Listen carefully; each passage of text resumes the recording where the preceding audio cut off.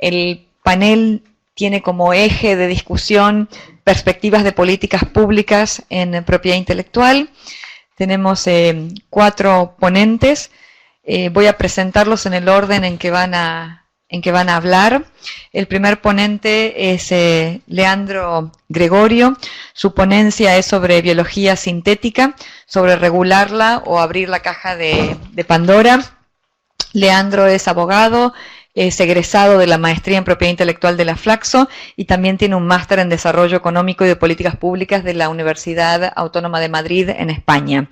Es el asesor letrado en este momento de sumarios en la Dirección Nacional de Semillas del Instituto Nacional de Semillas. En realidad, Leandro hace muchos años que trabaja en el Instituto Nacional de Semillas, es uno de los conocedores, es un conocedor profundo de la temática de las semillas y su tesis fue sobre la reforma de la ley de semillas, si mal no recuerdo. Después tenemos la presentación de Javier Freire. Él va a presentar un trabajo sobre la propiedad intelectual y la competencia desleal, sobre si hay rivalidad o convergencia. Y déjenme contarles de Javier. Javier es abogado por la Universidad Central de Ecuador y también es un egresado de la maestría en propiedad intelectual de la Flaxo y también es egresado de la maestría en propiedad intelectual de la Universidad de las Américas en Ecuador. Ahora está haciendo su doctorado en la Universidad de Buenos Aires. Es experto en temas de propiedad intelectual y derecho de la competencia con enfoque en competencia desleal. Fue director subrogante y director nacional de propiedad intelectual en el IEPI, que es el Instituto de Propiedad Intelectual de Ecuador, y hoy está reconvertida la agencia, se llama CENAPI, creo, ¿no? CENADI. Servicio Nacional de Derecho Intelectual. Después entonces tenemos la presencia de la presentación de Guillermo Vidaurreta. Cambié ahí el orden un poco del programa a pedido de ustedes. Él va a presentar un estudio sobre el PCT, tema bastante controversial en la Argentina. En particular, lo controversial no es el PCT, sino la adhesión al PCT, para ser precisa con mis términos. Guillermo es abogado, también es egresado de la maestría en propiedad intelectual de la Flaxo Argentina y habías hecho antes el posgrado en la UBA, el posgrado de la Facultad de Derecho de la UBA. Profesor de la UBA y de Flaxo y subdirector del Centro de Estudios Interdisciplinarios de Derecho Industrial y Económico de la Facultad de Derecho de la UBA y es actualmente y también hace bastantes años síndico del Instituto Nacional de Propiedad Intelectual de la Argentina. Y por último, tenemos a Juan Correa, que es abogado de la universidad, recibido en la Universidad Nacional de Buenos Aires. También cursó la maestría en propiedad intelectual de la Flaxo y es máster cum laude en propiedad intelectual de la Universidad de Torino, Italia. ¿Dónde está tu tesis, Juan Correa?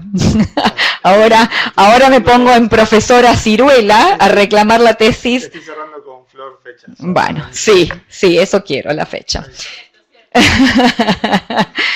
Bueno, él también es investigador del CIEIDI, del Centro de Estudios Interdisciplinarios de Derecho Industrial Económico de la Facultad de Derecho de la UBA y ahora del Instituto Max Planck para la Innovación y la Competencia. Bueno, bienvenidos los 4, un gustazo tenerlos acá. Y entonces empezamos primero con la presentación de Leandro. ¿Cuántos minutos tenemos así más o menos controlo? 15 sería ideal. Ok, 15. Entonces yo más o menos controlo y cuando lleguen al minuto 13 les hago alguna seña como para que empiecen a redondear. Bienvenidos y Leandro, te cedo la palabra. No sé si preferís este micrófono o aquel que está fijo. Hola. No, está bien. Gracias. Esto, aprieto el botón y comienza.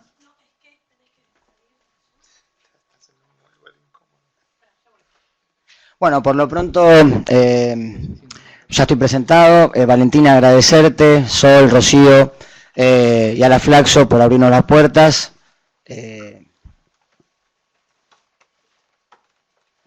Bueno, muy bien. La idea de esta presentación es hablar sobre la biología sintética. ¿Sí? Es una incipiente industria a la cual intentaríamos darle una aproximación con un concepto, ¿no? Pero básicamente todavía no hay un concepto definido, ¿sí? A nivel internacional. Todavía se está planteando de qué manera se va a abordar la cuestión.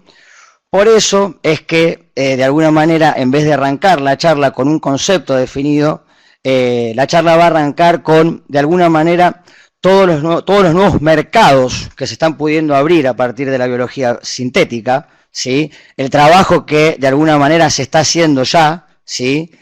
Y una vez que hayamos incursionado en eso, ¿no? Para que tengan noción de cuánto tipo de mercados pueden abrirse a partir de esta industria, ¿sí? Y hasta dónde puede llegar su aplicación, ver de qué manera lo están abordando, particularmente desde la Organización de las Naciones Unidas, desde la ONU, ¿sí? Después iremos a hacer un paneo sobre el convenio de la diversidad biológica, ¿sí? Para finalmente hacer un acotado planteamiento sobre el marco regulatorio nacional, particularmente en lo que es la liberación al medio, porque hay que saber que tiene otras formas de ser aplicada la biología sintética sin necesidades de tener la liberación al medio. Pero vamos a hacer el planteamiento acotado, para terminar con la idea de la necesidad de una regulación interdisciplinaria, ¿sí? Que es básicamente la apreciación que hacemos cuando decimos o regularla o abrir la caja de Pandora. Abrir la caja de Pandora no quiere ser un término peyorativo, sino que simplemente lo que busca es la idea de la transversalidad de la cuestión y de la necesidad de verla abordada desde esa transversalidad, ¿sí? Que nadie tenga una palabra definida, sino que sean muchos los actores que aportan al conocimiento de la ciencia para que, en su defecto, la superioridad, cuando tenga que tomar determinaciones, pueda hacerlo con el mayor conocimiento posible. Entonces, ahora sí nos metemos de lleno con quiénes son de alguna manera los actores dentro de la biología sintética, ¿no? El que tienen acá presente es el señor Craig Venter, ¿sí? Que es un biólogo y empresario estadounidense. Él se define como surfista y genetista, ¿sí? Este hombre, en el año 1999, ¿sí? Proyectó el genoma humano por primera vez, ¿sí? Y al mismo tiempo logró crear adentro de un laboratorio, ¿sí? El ADN completo de una bacteria, ¿sí? Denominada Microplasma mycoides, que lo hizo de manera completamente artificial, ¿sí? En este mismo momento sigue trabajando, ¿sí? Es un férreo defensor de tener todos los componentes registrados, ¿sí? A través de derecho de propiedad intelectual, ¿sí? Y está desarrollando algas, ¿sí? Que son capaces de capturar el dióxido de carbono de la atmósfera, ¿sí? Y poder transformarlo en energía, ¿sí?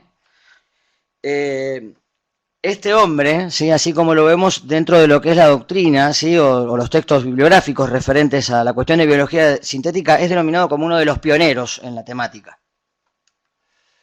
Ahora vamos a ir a ver quiénes son, o sea, qué logró ese efecto derrame, ¿no? Cuando vamos a ese efecto derrame, vemos que el científico Sven Spenke de Suiza, ¿sí? Está trabajando en este momento con una arquitecta que está tratando de lograr incorporar en los pilotes de Venecia, ¿sí? Células capaces de transformar esa madera en un material macizo, ¿sí? Para evitar que esos pilotes que tienen una degradación natural, ¿sí? Y que se ven afectados al tiempo, ¿sí? Puedan de alguna manera transformarse en sus células, ¿sí? A un elemento macizo que le evite seguir deteriorándose, ¿sí? Entonces, él directamente está tratando de programar células para materiales de construcción, ¿sí? Más adelante vamos a ver que esto de programar células para elementos de producción ni siquiera se pueden hacer desde una bacteria, sino también que se puede hacer desde una semilla, está planteado también así, de un árbol que crece con forma de casa. O sea, lo estoy diciendo de esta manera porque sin tener una definición, podemos ver que hay gente que está planteando hasta dónde puede llegar esto, ¿sí? Este hombre presentó en el IGEM, que es un concurso destinado a biología sintética que particularmente se va a desarrollar nuevamente el día de mañana en Boston. Va a haber 3 días de competencia y otras personas que se dedican a hacer biología sintética y de que muchos todavía no tenemos conocimiento sobre qué están investigando, ¿sí? Van a presentar esos proyectos en el IGEM.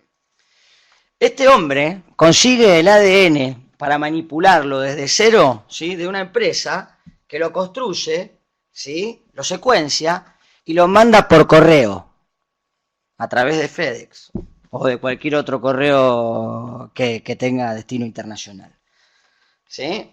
Seguimos más adelante. Ahora tenemos acá a Anthony Evans. Este hombre está buscando generar bioluminiscencia, o sea, generar plantas que tengan la capacidad de que a partir de encontrarse en un medio oscuro, se pongan fluorescentes y ofrezcan luz. Su idea es tratar de cambiar todos los faroles de las calles por árboles que tengan la capacidad de brindar luz y entonces acotar el gasto energético que plantea la luminosidad artificial, ¿sí? Este hombre defiende mucho algo sobre lo que nos vamos a meter de lleno, que es la tecnología del do it yourself, ¿sí? Hazlo tú mismo, ¿sí? Este tipo de preámbulos que él está diciendo de alguna manera, lo que está proponiendo, está generando que de alguna manera la biología sintética tengan una biología casera, ¿sí? Se haga una biología de garage, como se le llama. Este tipo de preámbulos y además algunas técnicas que de alguna manera han aportado a la facilidad de la manipulación de técnicas de edición genómica. Para él el objetivo es, así como en algún momento Bill Gates dijo que quería un programador en cada casa, bueno, para él el objetivo es que tener tantas aplicaciones biológicas derivadas de la biología sintética como microprocesadores existen hoy en día dentro de las casas. Este hombre, asimismo, ¿sí? Y para llevar adelante ese proyecto, esto es algo que hay que comentar, ¿sí? Generó un emprendimiento, Quick Starter, a donde se hicieron financiaciones ad honorem, ¿sí? Y en este mismo instante se están repartiendo a nivel mundial a los que fueron financistas de este proyecto más de 6.000 semillas, ¿sí? Con esta tecnología incorporada.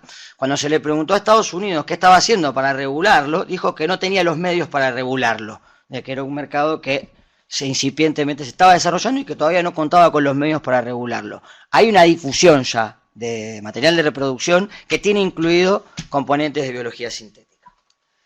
Bueno, acá venimos al ámbito nacional. Interesante saber que tenemos la capacidad y el efecto de derrame en nuestros científicos llega, ¿sí? Este muchacho, Alejandro Nadra, ¿sí? Se presentó en el IGEM y también ganó, ¿sí? Y él y su equipo de investigadores, y acá también hay que hablar, se hablan de equipo de investigadores, pero cuando tenemos fotos de una sola persona. Esto va a terminar en la conclusión de la charla y en la transversalidad de la cuestión. Este hombre, junto con su equipo, ¿sí? Generó un detector de arsénico en el agua potable.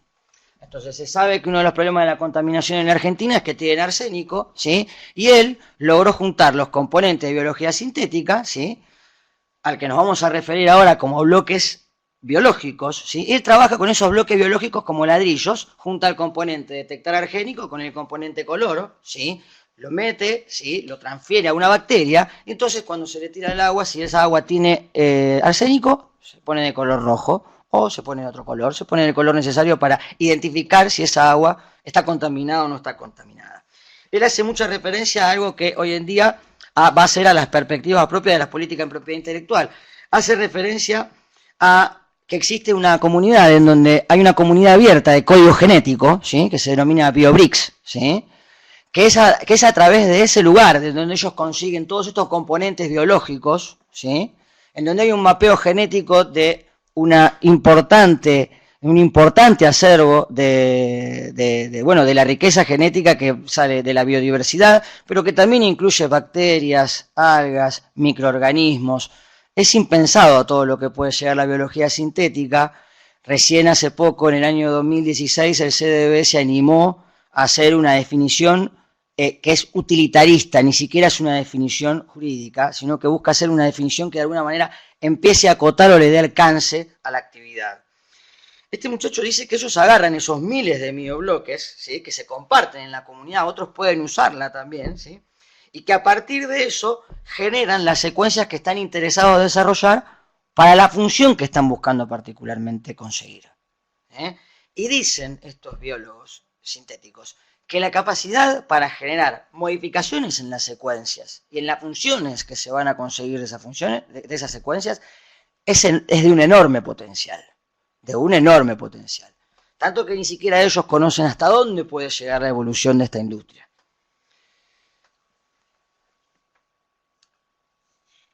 Muy bien, acá tenemos el antagonista, no el antagonista, sino que el que de alguna manera viene a tratar de decir, bueno, antes de seguir avanzando, observemos hasta dónde puede llegar, qué es lo que puede generar el medio ambiente, cómo se van a manipular, cómo se va a manipular la vida de alguna manera, porque esto está intentando manipular la vida, pero que tiene un enorme potencial, Bueno, ellos dicen que de alguna manera se están manipulando bacterias y levaduras que son organismos verdaderamente complejos, ¿sí? Que se están utilizando en un montón de productos y que todavía no tienen un etiquetado.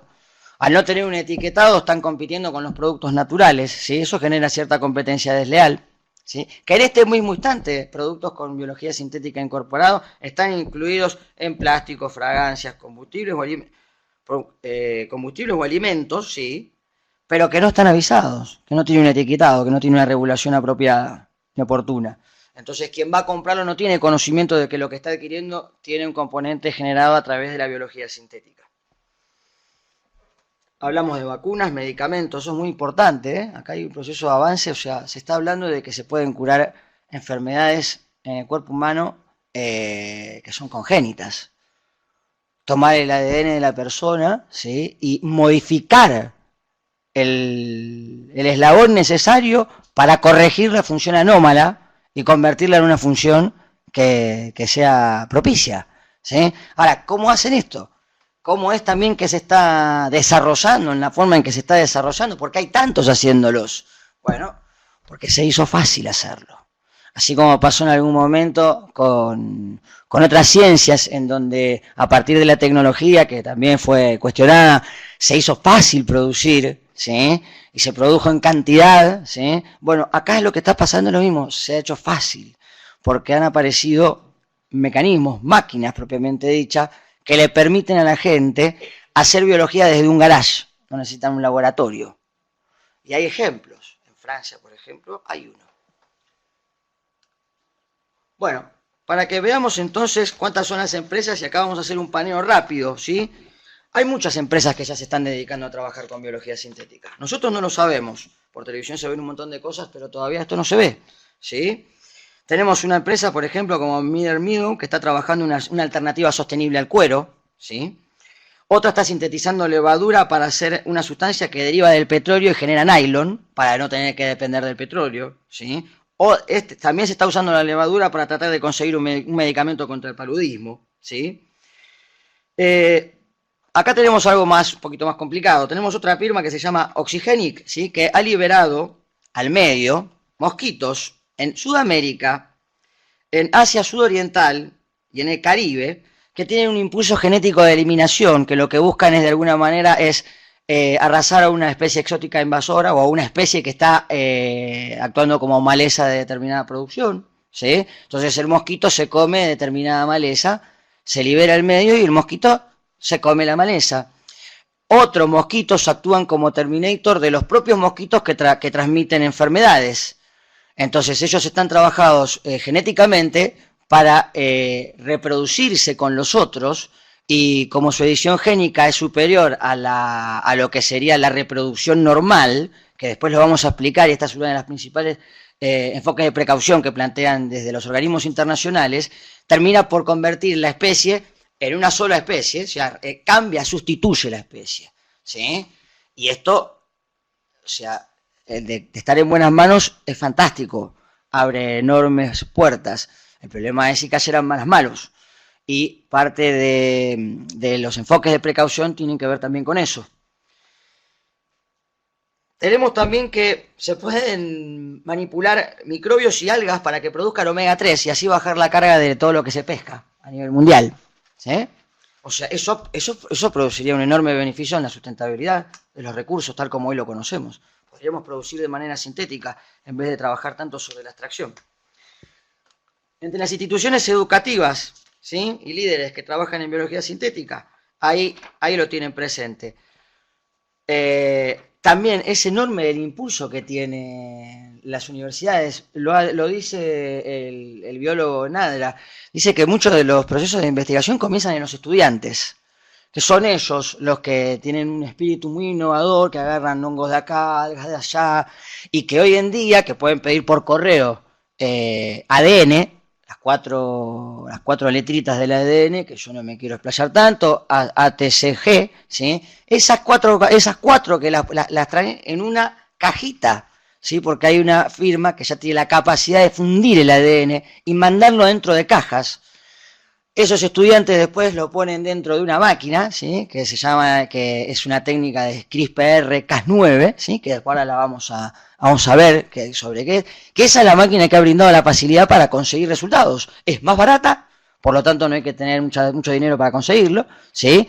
Y además reduce los tiempos de generación enormemente. O sea, se dice que ha pasado de técnicas que tardaban un año a días, por la capacidad que tiene de recombinar esas cadenas de ADN tal como lo buscan los científicos y los investigadores.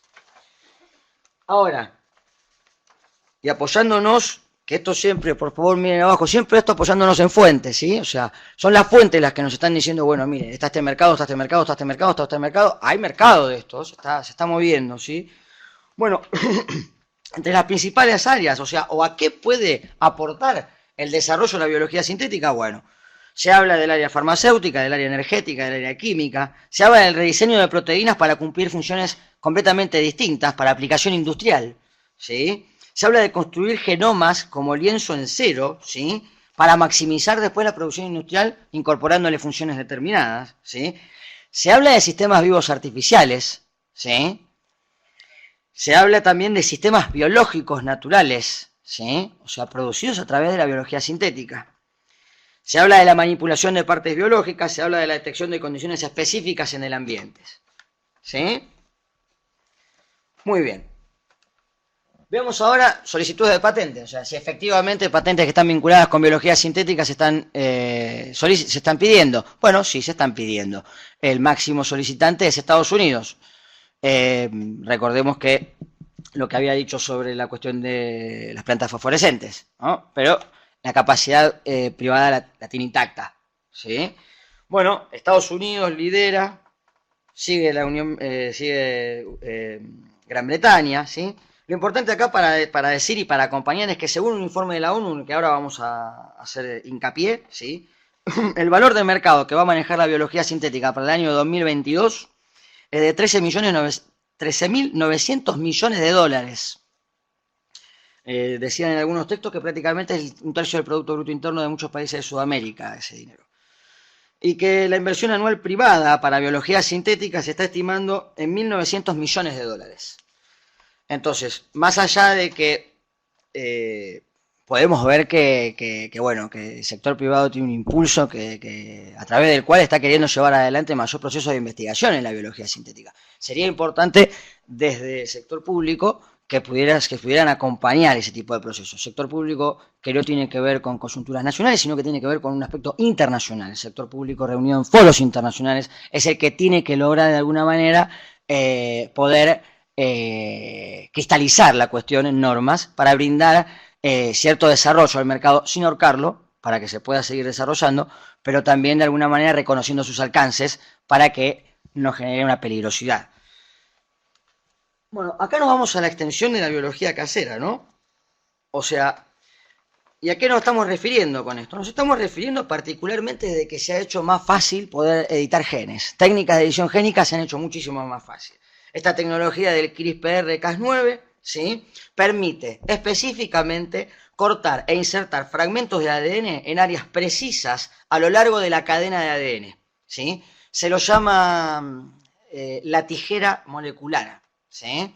Es muy interesante y no me voy a explayar en esto, pero lo que descubrieron es que hay una bacteria que para rechazar invasiones, ¿sí?, tenía la capacidad de cortar su propio ADN en la parte en donde había sido infectada la infección o el parásito, ¿sí? Entonces, ¿qué hacía? Cortaba esa cadena de ADN y la sacaba. Bueno, de alguna manera han podido aislar esa propiedad, esa característica, ¿sí? Entonces, los investigadores, a través de esta máquina, utilizan esa bacteria para cortar el fragmento de ADN que necesitan, ¿sí? Y después, con la misma técnica, ácido ribonucleico, llevan ADN modificado con la función que quieren al segmento que sacaron, en el cual querían cambiar la función. Es realmente interesantísimo la cuestión, o sea, uno puede pasarse horas leyendo a ver hasta dónde va a llegar, ¿no?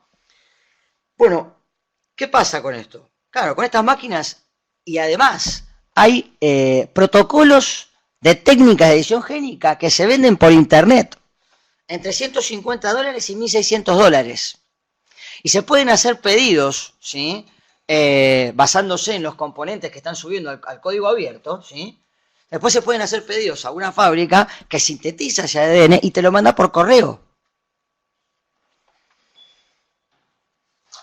Lo que se llama fundiciones de ADN, en hebras de ADN. O sea, tienen la capacidad de... Vos le pedís el código tal cual como está y te lo mandan. Y vos a partir de ahí empezás a trabajar. Claro, eso redujo muchísimo los tiempos de trabajo. Bueno, ahora sí. Y rápidamente también.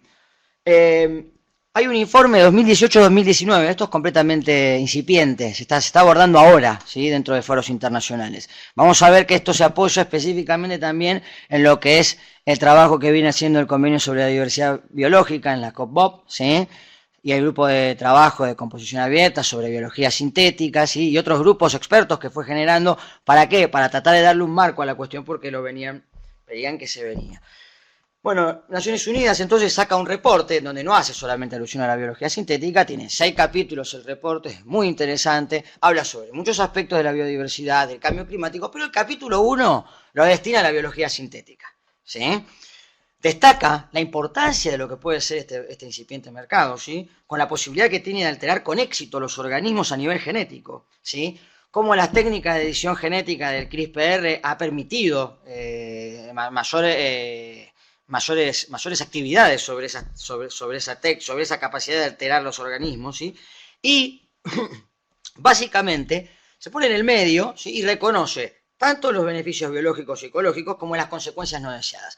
Para pasarlo, ¿sí?, y decirlo, entre los beneficios biológicos y ecológicos, claramente reconoce la erradicación de enfermedades humanas, la capacidad de cambiar recursos extractivos por recursos que son más sostenibles, ¿sí?, ¿sí?, y la prevención en la extinción de especies, o sea, prácticamente podemos tomar el ADN de una especie que se puede estar por extinguir y reproducirla, ¿sí? Ahora, entre las consecuencias no deseadas, ¿sí?, hablan de los riesgos de la contaminación cruzada, ¿sí? Esto básicamente tiene que ver con que la vida tiene en sus reproducciones mutagénesis espontáneas, ¿sí? Entonces, o sea, un mosquito que tiene un gen alterado, ¿no? O sea, o un gen modificado, no digamos alterado, un gen modificado a través de la biología sintética, no conocemos a ciencia cierta de qué manera se va a relacionar con el contexto, con el medio ambiente, una vez que esté liberado al medio, y una vez que se reproduzca tampoco lo sabemos, ¿sí? Después tenemos le llaman los biohackers de garage, ¿sí?, o mejor, digamos, biología casera. Bueno, vamos a tener que apurar. O mejor, digamos, biología casera. ¿Qué pasa con estos operadores? O sea, no están o sea, no sabemos que existen. Ese es el principal problema.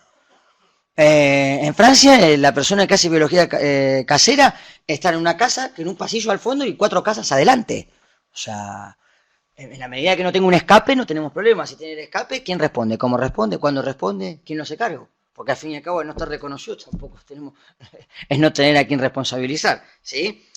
La liberación accidental, ¿sí?, cuando recién lo nombramos, y lo que después es el impulso génico, que era lo que estábamos hablando de las características que tienen esos mosquitos de eliminar otras especies de mosquitos. Ahí ya directamente estamos diciendo que si eso llega a caer en malas manos y en grupos extremistas, por ejemplo, y tranquilamente podemos estar hablando de virus repartidos a la sociedad, como una forma, no sé, de hacer valer su convicción. ¿Me entienden a lo que vamos? Entonces, realmente se necesita abordar la cuestión de una manera apropiada. Bueno, llegó una definición operativa. La definición operativa la tienen ahí. Se van a dar cuenta que no es una definición jurídica, ¿sí?, sino que es una definición, como le dice la palabra, es operativa, brinda un alcance determinado. De alguna manera está diciendo a la sociedad, bueno, acá hay una industria incipiente, todavía no conocemos todos sus alcances, pero esto es lo que de alguna manera tenemos que tratar de reconocer y de a poco regular, ¿sí?, en conjunto, a nivel nacional, como sea, pero de alguna manera le tenemos que dar cierto marco, ¿sí? Definió componentes y productos, ¿sí?, que esto es interesante. ¿Por qué? Porque después, cuando hablemos de la perspectiva de política pública en propiedad intelectual, podríamos hablar de estas características. Componentes va a ser cualquiera de las partes empleadas dentro del proceso de renovación o de biología sintética.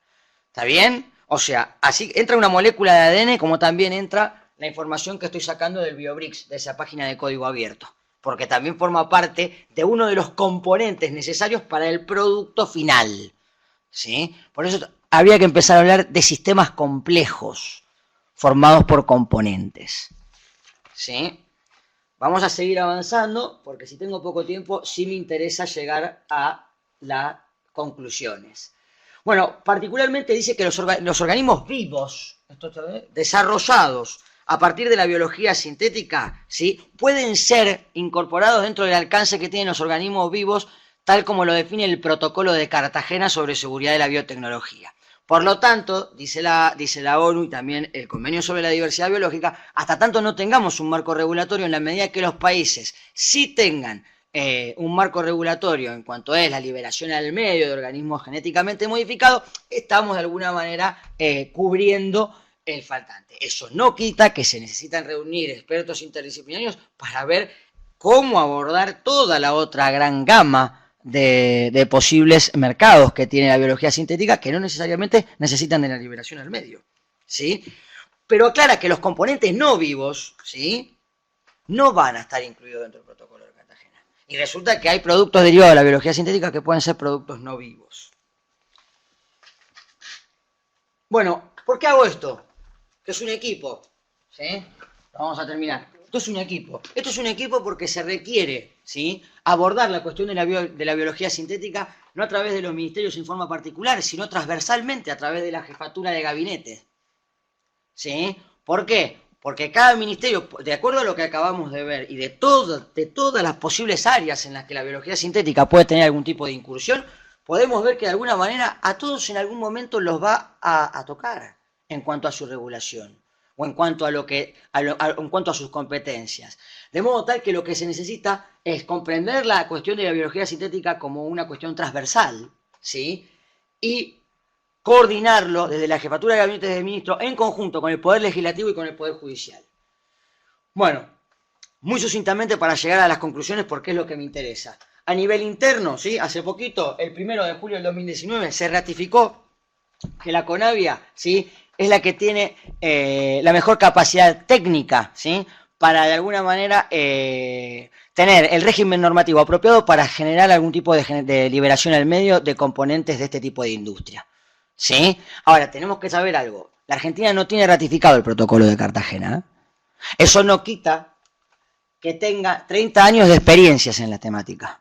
La CONAVIA tiene 30 años de experiencia. Está formado por un conjunto enorme de instituciones que aportan su expertise, ¿sí? Tiene fases de evaluación, o sea, tiene un enfoque de precaución, que es precisamente lo que solicitó el Convenio de Diversidad Biológica y ratificó la ONU. Que tenga la biología sintética un enfoque de precaución, no un enfoque moratorio, ¿eh? Porque moratorio sería que directamente se traten de evitar las actividades, no, de ninguna manera, dijo un enfoque de precaución, teniendo, por ejemplo, evaluación de riesgos, gestión y monitoreo, comunicación. Bueno, ahora sí, voy a las conclusiones, las voy a hacer sucinta, ¿sí? Esto tiene conclusiones en el ámbito de las perspectivas, propiamente en el ámbito de la propiedad intelectual y de la política pública. En el ámbito de la propiedad intelectual, ¿sí?, tendríamos que tratar de generar clústeres de redes de conocimiento vinculadas a propiedad intelectual, ¿sí?, para que puedan colaborar con operadores locales, ¿sí?, a los efectos de abrirle el abanico de derecho de propiedad intelectual para que puedan cubrir los diversos componentes que tienen hasta que llegan a un producto, ¿sí? Si tenemos operadores de garage, posiblemente sepan mucho de biología sintética y de manipular genes, pero por ahí sepan muy poco de cómo llevar adelante su emprendimiento comercial, ¿sí?, o de qué manera, qué derechos de propiedad intelectual existen para cubrirlo en su etapa primigenia, ¿sí? Deberían abordarse la cuestión de los biobloques de código abierto, ¿sí? ¿De qué manera? Porque más allá de que el código abierto, o sea, permite modelos de innovación abierta, lo que necesitamos es obtener trazabilidad. Si nosotros no sabemos quiénes son las personas que están haciendo uso de esos bloques de código abierto en garajes, ¿sí?, difícilmente, si existe realmente alguna cuestión que afecta o que hay que responder por lo que haya sucedido con esa investigación, no vamos a tener a quién reconocérsela. Necesitamos tener trazabilidad. Entonces, si bien BioBRICS hace firmar un acuerdo, ¿sí?, ese acuerdo no tiene enforcement, no tiene la capacidad de hacerse cumplir en cada uno de los territorios a donde ese material genético llega y donde esa información donde esa información efectivamente llega. Entonces, habría que abordar las cuestiones de biobloques, ¿sí?, específicamente para ver lo que es la cuestión de la trazabilidad y con eso una futura participación, en donde un sistema biológico complejo está formado por muchísimos componentes y esos muchísimos componentes pueden haber sido aportados por muchísimos actores. De reconocer la trazabilidad, de haber acuerdos, se puede lograr una distribución justa, ¿sí?, justa en relación al trabajo y la expertise que aporta cada uno de los actores. ¿Te parece, Leandro, solamente enunciarlos y así podemos pasar a los otros expositores? Por eso habría que hablar en algún momento, ¿sí?, de o la ampliación de los criterios de patentabilidad o la incursión ¿sí? En foros internacionales y a nivel nacional, de lo que vendría a ser el patentamiento de sistemas completos. En donde las partes aportan individualmente componentes a un sistema completo. Si el sistema completo termina un producto que es patentable, se patenta. Pero los componentes que se necesitaron para llegar a ese producto, ¿sí? Si tienen que ser registrados, también se registran. Derecho de autor, si tiene que ver con la base de datos, ¿sí? O cualquier institución nacional de apoyo que sea la que tiene la expertise para brindarle trazabilidad al determinado componente que sirve para el sistema complejo. Para terminar, en materia de políticas públicas, equipos multidisciplinares. Sí, necesitamos equipos multidisciplinares. Estamos viendo que acá entra desde psicólogo hasta sociólogo para ver hasta dónde queremos llegar. ¿Sí? Presencia en foros internacionales. Analizar la ratificación del protocolo de Cartagena o generar legislación análoga. Y tomar la transversalidad como política de Estado, como está conformando un Comité Nacional Bio, ¿sí? Donde están los ministerios, el Poder Legislativo y el Poder Judicial. Entonces, y para llegar a esto, la realidad es que para lograr transversalidad, lo que no necesitamos es pensar en el yo, sino que lo que necesitamos es pensar en el nosotros. En la medida en que cada uno considere que él tiene la expertise y el conocimiento necesario para regular la biología sintética desde su lugar, no va a estar pensando en el nosotros. Entonces, mi visión, ¿sí?, tiene que ver con un plural más estático, que solo le corresponde a los reyes y a los hombres que tienen la lombriz solitaria. Entonces, necesitamos encontrar la manera de trabajar mancomunadamente, todos juntos como comunidad, tanto a nivel nacional como a nivel internacional. Muchísimas gracias. Bueno, muchísimas gracias, Leandro. Es una lucha lo mío como moderador. Leandro, 30 minutos, pero una maravillosa exposición, muy buena. Me da la sensación de que muchas veces los temas nuevos, aún novísimos, tienen subyacentes preguntas muy viejas, no viejas en el sentido de una vieja pregunta, sino de una pregunta central, tanto del derecho a autor o el de patentes o demás. Creo que a la frase de necesitamos ampliar los criterios de patentabilidad, creo que es una frase que genera sin duda en este auditorio una pulsión grande por entrar al debate de si deberíamos o no ampliar los criterios de patentabilidad para la, ¿cómo se llama? Biología sintética. Bueno, muchísimas gracias. Javier, entonces, tu turno con tu presentación sobre defensa de la competencia y propiedad intelectual. Buenos días con todos y quiero en primer momento agradecer a la maestría en propiedad intelectual, al Flaxo, por habernos dado esta oportunidad de presentar algunos trabajos que hemos analizado en algunas esferas de los ámbitos administrativos y también en el tema académico. En general lo que les traigo acá es iniciar con un debate de cómo se está abordando los temas de propiedad intelectual respecto a la competencia desleal. Y será muy interesante para Argentina porque en abril de este año se promulgó una ley de competencia desleal que deroga completamente la ley anterior y que voy a pasarles a exponer algunos casos que me llamaría la atención, qué es lo que pueda pasar en el futuro con esa norma, que indudablemente, como ustedes conocen, está más involucrado en el tema sobre todo el tema de datos de prueba. Bueno, eso es una de las cosas que me preocupa y que iremos analizando. Que eso es también una preocupación a nivel regional, ¿no? Al menos en el Tribunal de la Comunidad Andina también ha manejado algunos temas, interpretaciones prejudiciales respecto de ese tema. ¿Cuál es la implicancia? ¿A quién protegemos? ¿Sí? ¿Al consumidor? ¿A los empresarios? ¿O al interés público? Bien, para esto el esquema que he presentado es mirar un poco los temas de propiedad intelectual y competencia desleal, cuáles son esas divergencias, las convergencias, y luego vamos a mirar unos casos para poder ilustrar de forma correcta y mirar a qué se enfrentan las instituciones de cada uno de los países. Finalmente, unas conclusiones. Bien, como todos conocen, el sistema de propiedad intelectual en sí lo que genera es un monopolio legal, un monopolio que está determinado en el tiempo e incluso en el territorio.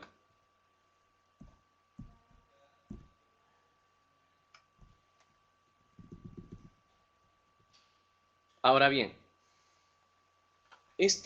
la propiedad intelectual, si bien constituye como un fin utilitarista el que el investigador o aquel creador que desarrolló un producto o un procedimiento tenga una retribución de las inversiones que haya realizado para obtener este producto, se cree que es como algo que pueda beneficiar el desarrollo de nuevos productos e innovación en cuanto a los mismos, ¿no? También vale la pena decirlo para el tema de competencia que la propiedad intelectual no está determinado como un derecho absoluto. Si fuera un derecho absoluto no tendría las limitaciones que acabé de explicar. Y esto en tanto y cuanto para el derecho de la competencia le interesa porque, además me adelanto, pueden existir actos de competencia desleal que están derivados de los derechos de propiedad intelectual. Y por ahí nos vemos el abuso de los derechos de propiedad intelectual, que también puede existir y más adelante lo vamos a ver. Pero ¿por qué me preocupaba también el tema? O vamos viendo qué es lo que pasa a nivel mundial. Y para esto lo que utilicé es el Informe Mundial sobre Propiedad Intelectual publicado por la OMPI en el año 2017, en la cual dice que el comercio mundial crece más rápido que la producción mundial. El comercio, es decir, el intercambio entre productos, incluso servicios,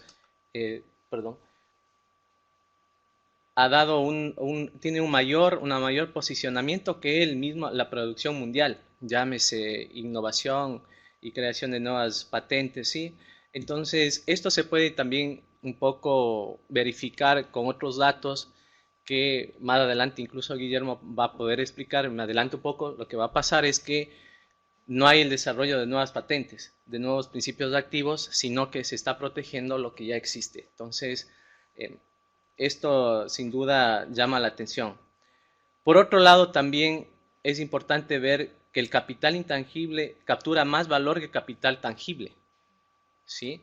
Es decir, es del doble casi del capital tangible. Hoy por hoy, los capitales intangibles, llámese marcas, patentes e incluso lo que está pasando versus el tema de la producción mundial, es que el intercambio de esos productos o servicios, de esas patentes, de producto de las marcas, es lo que llama más la atención. Como consecuencia de eso tenemos una publicidad. Y también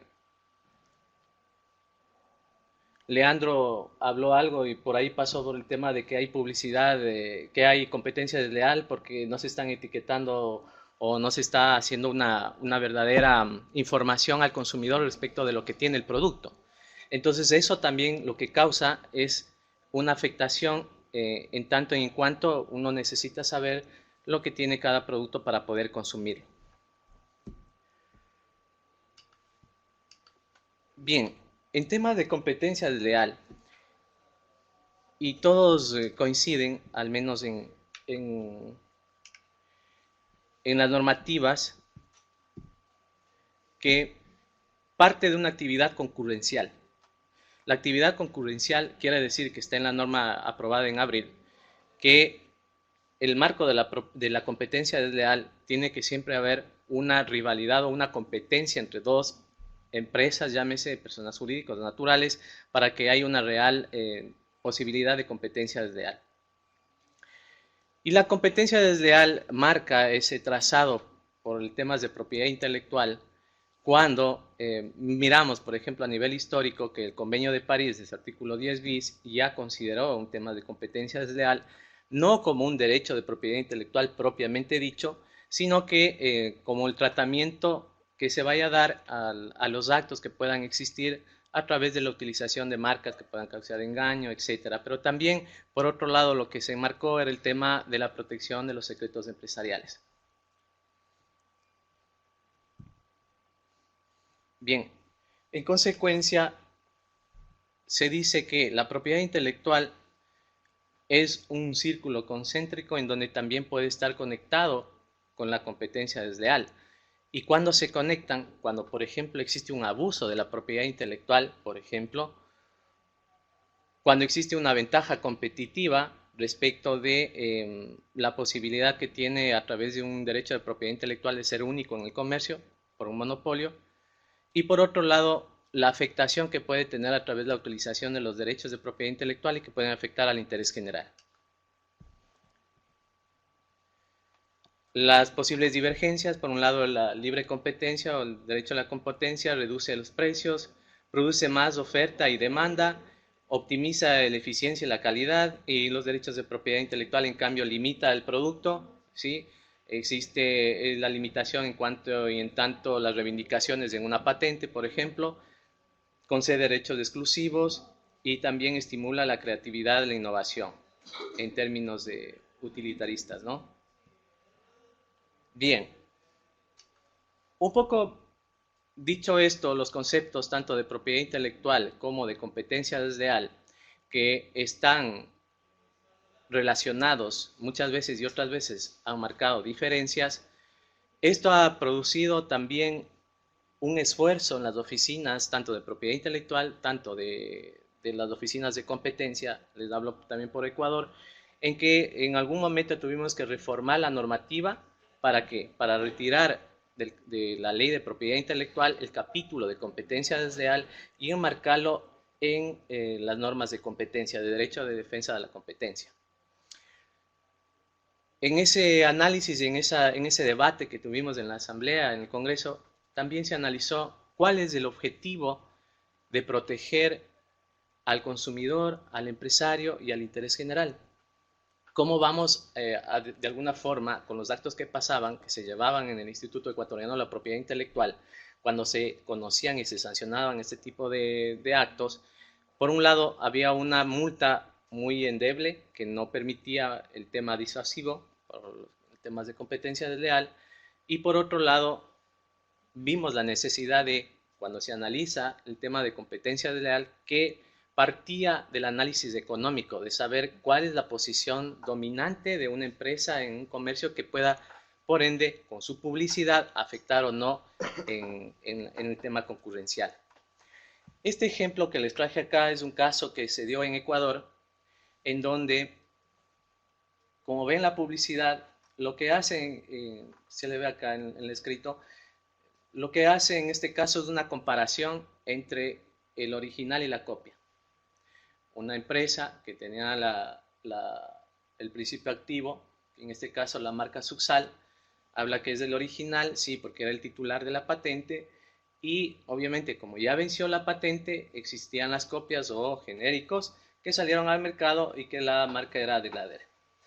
Y en el anuncio lo que decía es que Suxal, que es el original, como ven ahí, pensando en la economía y el bienestar de sus pacientes, bajó su precio, igualándose al valor de la copia. Así cada vez más ecuatorianos pueden acceder a medicamentos de marca seguros y confiables. En este caso, procesalmente se hicieron algunas consultas respecto a la titularidad de la patente, si tiene o no, por un lado para determinar si es del original y constatar eso, y por otro lado también a la oficina de patentes se le verificó y se le pidió que haga un análisis de si la patente que protegía este producto ya estaba vencida o no. ¿Sí? Efectivamente tuvimos esa información y lo que se determinó aquí es que hace entender que la copia de Glader no es un medicamento de marca seguro y confiable. ¿Sí? Al momento que dice yo me voy a bajar al precio que tiene la copia, que en este caso $12, ¿sí? Más la publicidad que está acá y lo que ustedes ven, lo que hace pensar es que la copia, que es el Glader, no es un medicamento de marca, seguro y confiable. Entonces, como ustedes ven, el titular de la patente que ya venció, que pueden existir este tipo de casos de competencia desleal en donde está involucrada una publicidad.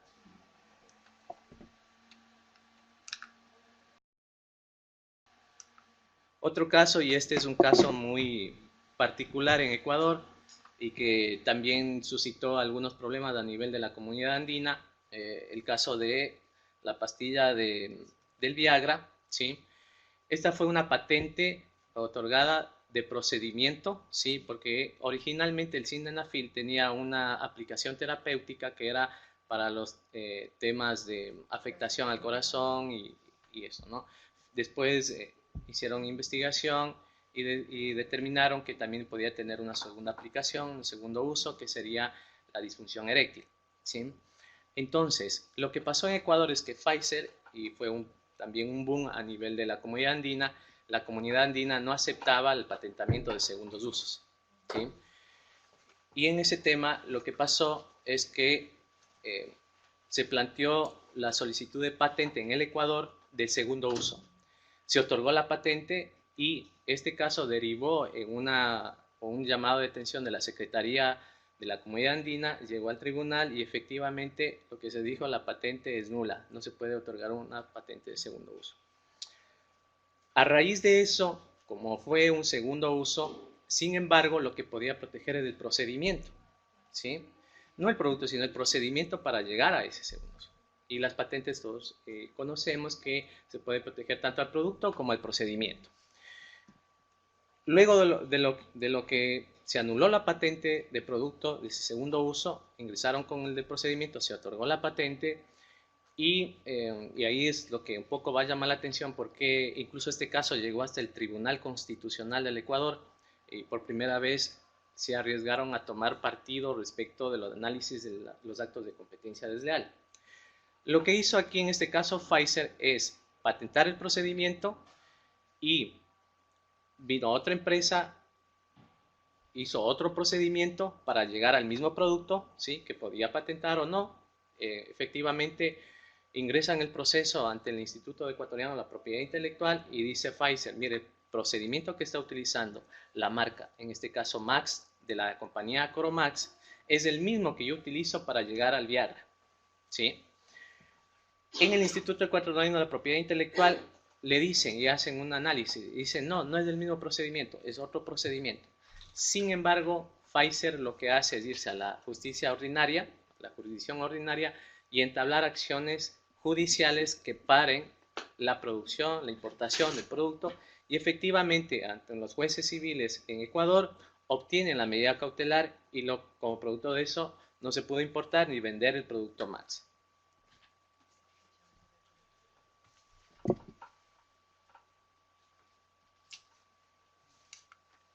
Bien, esta sentencia que fue dictada en el año 2009, lo que hizo es,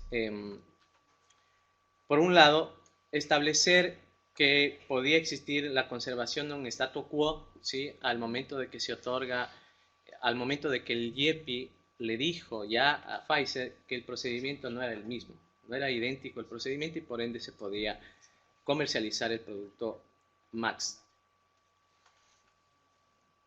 El Tribunal Constitucional, mediante la sentencia, también se atrevió a determinar que existía un monopolio y que, por lo tanto, competencia desleal por parte de Pfizer en el momento de aplicar las medidas cautelares.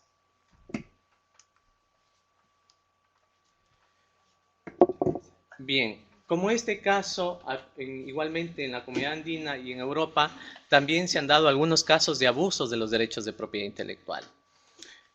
Por otro lado, también hay que tomar en cuenta que existen ciertas convergencias en cuanto al derecho de protección del consumidor.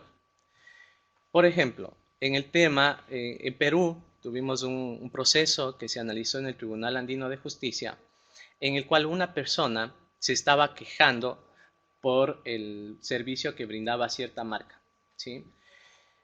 Y era en el ámbito de la salud. Entonces esta empresa presentó una acción en contra de la persona natural que emitió esos criterios por el ámbito de la propiedad industrial, por el uso supuesto de la marca y que le estaba haciendo un uso por un lado y por otro lado publicidad denigratoria, ¿sí? El Tribunal Andino en ese entonces lo que hizo es interpretar la norma y le dijo, mira, sí, se hace a título de marca, pero como una queja, no era la competencia, por un lado, no había concurrencia, porque era una persona que se quejaba del mal servicio de una marca determinada, no existía concurrencia.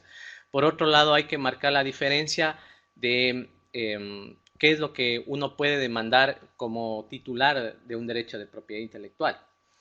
Y ahí lo que hicimos del paralelo del derecho que tienen los ciudadanos a la libre expresión, ¿sí? Y a emitir sus quejas por el mal servicio de una determinada marca. Entonces, esto obligó a que el tribunal haga un análisis de las normas de competencia desleal con las normas de propiedad intelectual y determinar que, por ejemplo, en este caso, la queja que pueda hacer una persona de un producto o de un servicio con determinada marca está habilitado siempre y cuando no haya concurrencia, por un lado. Por otro lado, también se verifique si no hay algún tema de colusión que pueda hacer una persona, la competencia haya pagado a la persona para que se queje y le pueda hacer daño. Se pudiera comprobar si existe eso. Y también, por otro lado, se miró el tema de la acción que puede hacer en todo caso la empresa en contra de la persona, que puede ser un tema de daños y perjuicios, si se comprueba que fue otra de intención, ¿no? Pero en realidad lo que mereció esto es un debate respecto de los temas de competencia leal y la propiedad intelectual, cuáles son sus fronteras y en qué momento convergen. Es importante también decirles que a nivel de la comunidad andina existen ya algunas propuestas de elevar a decisión andina los temas de competencia desleal, porque ustedes conocerán las publicidades. Hoy en día yo puedo tener y puedo acceder a una publicidad a través de mi teléfono celular o en la misma televisión, publicidad que se da en Colombia, en Ecuador o en Argentina o en Uruguay, y puedo mirar y pueden transmitirle en distintas canales de televisión. Entonces, el consumidor hoy por hoy está a las expensas de publicidad que puede ser engañosa, que deriven de otras latitudes y que por ende eso necesita una legislación en que se puede estar tratando. Igualmente, como les decía, miraba un poco el tema de la legislación argentina respecto a los temas de competencia desleal, y en abril de 2019, que hace una lista taxativa, porque así le dice la norma, y establece una cláusula en la que dice que es una lista taxativa de los actos de competencia desleal, pero la preocupación es que cuando hablan del secreto empresarial ya eliminaron, por ejemplo, el tema de que el secreto tenga un valor por ser secreto, un valor, llámese económico, que se hayan tomado las medidas necesarias para que sea secreto. Y entonces eso es lo que un poco preocupa respecto a lo que pueda pasar en el ámbito del sector farmacéutico, cuando una empresa pueda o no utilizar o basarse en los datos de prueba del original para obtener los medicamentos genéricos, que a la postre lo que permite en este caso es tener más acceso a medicamentos. Es una preocupación. Otra de las preocupaciones es tener englobado también el tema de competencia desleal en las instituciones que hacen propiedad intelectual. Entiendo que con la nueva ley se encargó la resolución y los casos en el Ministerio de la Producción y Empleo, en una secretaría determinada. Entonces, como conclusión final, lo que había planteado es que, y entiendo que Valentina me deja saber, en la ponencia que preparé estaba un poco más, incluso casos a nivel internacional, en donde se puede ver cuál es el margen y cuál es de la transversalidad entre los derechos de propiedad intelectual y competencia desleal. Pero sí llama la atención en el ámbito del Mercosur y de la comunidad andina que podamos tener una norma que pueda abarcar todos estos temas y que tengamos claro, que ya lo dijo el Tribunal Andino, que la protección es tanto a empresarios, tanto a consumidores y tanto al interés general, que pueda marcar un equilibrio correcto y que las personas puedan tener la información necesaria en tanto consumidores, no solo en un determinado país, sino que puedo tener yo consumir en otro país cuando viajo y tener la información necesaria al momento de plantear esta cadena de oferta y demanda. Muchas gracias. Muchísimas gracias, Javier. Yo creo que el campo en el cual se cruza la propiedad intelectual con la defensa de la competencia es un campo que todavía en América Latina está poco desarrollado, que requiere mucho más exploración, porque hay una idea de que porque hay un monopolio legal, entonces no hay posibilidad de, aún teniendo un monopolio legal, tener conductas abusivas aún con un monopolio legal. Y me parece que eso está muy anclado. También me parece en la experiencia propia de las agencias de defensa de la competencia. Me gustó que vos comenzaras con un power que mostrara la relación entre comercio, producción y capital intangible. Muchas veces la gente que está en las agencias de defensa de la competencia no ven la utilidad de entender cómo funciona el patrón de comercio y de intercambio. En América Latina en particular, solamente el sistema económico latinoamericano, el CELA, tiene un grupo común de comercio y defensa de la competencia, donde intercambian ideas acerca de qué pasa con el comercio y qué pasa con la defensa de la competencia. Y ahí es interesante porque cuando uno mira lo que pasa en la conferencia, cuando hablan los de comercio, los de defensa de la competencia se duermen, empiezan con los teléfonos y se fijan en cualquier cosa, y cuando pasan los de defensa de la competencia, los de propiedad intelectual empiezan con el telefonito, porque todavía no ven bien, es difícil el diálogo conjunto. En términos de defensa de la competencia regional que vos traías a la mesa, bueno, la única instancia que haya logrado construir una normativa regional como diferente a la normativa nacional es el caso de la Unión Europea, que tiene una normativa regional de mirar las prácticas a nivel regional como diferente a las prácticas nacionales. En América Latina hay una propuesta muy interesante de si no empezar por una cooperación entre agencias de la competencia que tienen muchísimos casos que envuelven a la propiedad intelectual. Las agencias, es increíble en realidad cuando uno ve la cantidad de casos que las agencias de defensa de la competencia tienen relacionados con la propiedad intelectual.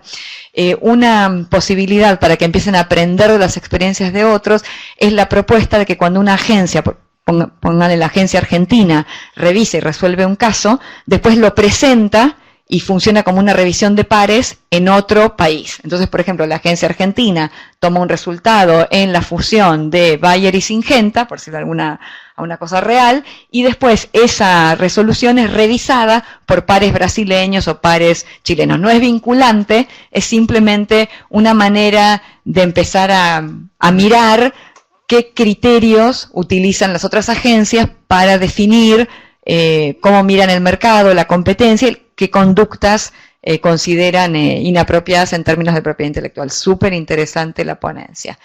Guillermo, entonces, vamos a hablar de PCT ahora. Pero me falta el PowerPoint. Le falta el PowerPoint a Guillermo. ¿Quiere que vaya empezando mientras para no perder el tiempo? Si ¿querés hablar con ese fijo o querés hablar con bueno, este? No. En la onda Rockstar no me... en primer lugar quiero felicitar a Valentina y a Sol y a todo el equipo por mantener la continuidad de este seminario que ya va por la 4ª edición y que es muy importante mantener este espacio de discusión y de debate a través del tiempo. Así que muchas gracias. En segundo lugar, voy a tratar de acortar mi presentación porque me he propuesto seriamente que Valentina no me muestre el cero.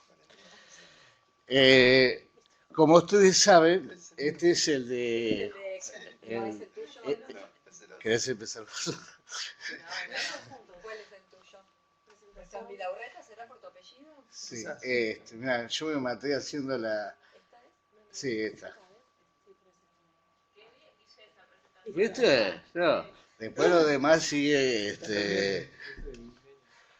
Bueno, en primer lugar yo quisiera ubicar el PCT dentro del contexto del proceso de armonización del derecho de patentes que comenzó en el siglo XIX, pero que tuvo su hito fundamental con la acepción del ALPIC, cuando los temas de propiedad intelectual pasan de la OMPI a el GATT.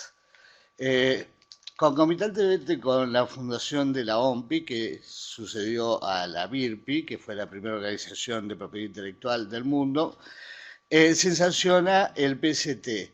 Pero el PCT en ese momento no tuvo una gran acogida. En realidad fueron muy pocos países los que se adhirieron a él, incluso países desarrollados. Es más, tuvo que esperar 8 años para entrar en vigencia porque no tenía las ratificaciones necesarias para poder entrar en vigencia.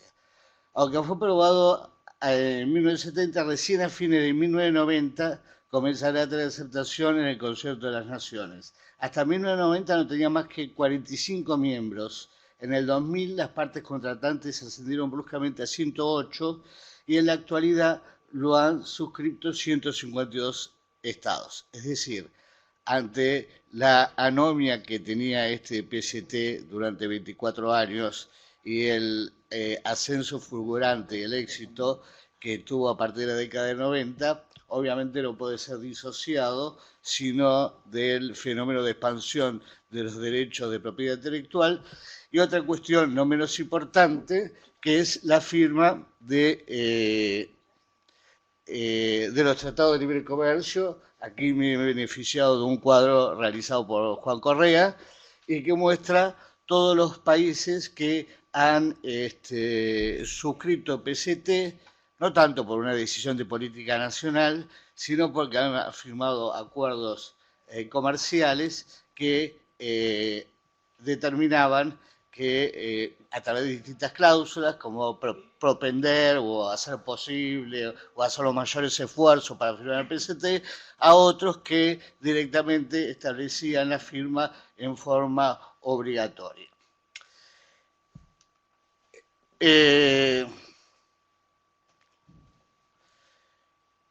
Bueno, pasé muy directo, pero bueno, vamos a ver el trámite del PCT. Los objetivos del PCT se los dejé a Juan porque él lo va a explicar al momento de analizar los casos de Perú, Colombia y Chile. El Tratado de Cooperación en materia de patentes tiene dos capítulos, el capítulo 1 y el capítulo 2. El capítulo 1 básicamente consiste en una búsqueda internacional y el capítulo 2 en un examen preliminar. Es importante saber que el PCT no es un tratado de concesión, o sea, el objetivo del tratado no es conceder una patente PCT, sino que la eficacia o el abaratamiento en el proceso implica que hay una sola búsqueda para los que decidan utilizar el capítulo 1 internacional y un solo examen preliminar del capítulo 2 que es optativo. El tratado permite que se adhiera al capítulo 1 o al capítulo 1 y 2. Según las informaciones de la OMPI, todos los países que se encuentran adheridos actualmente al PCT lo están al capítulo 1 y 2, de donde se advierte la dificultad desde el punto de vista político de cualquier país que quiere ingresar al PCT de hacerlo solamente al capítulo 1. Que además, por unas reformas que hubo en el año 2000 del tratado, veremos que ya poco importa la adhesión o no al capítulo 2, pero no me quiero adelantar. Para estos estudios del examen de la búsqueda internacional y el examen previo, se establece la creación de oficinas internacionales. Las oficinas internacionales son la OMPI o las oficinas nacionales que reúnan los requisitos que establezca el tratado para poder ser una oficina de búsqueda o de examen preliminar.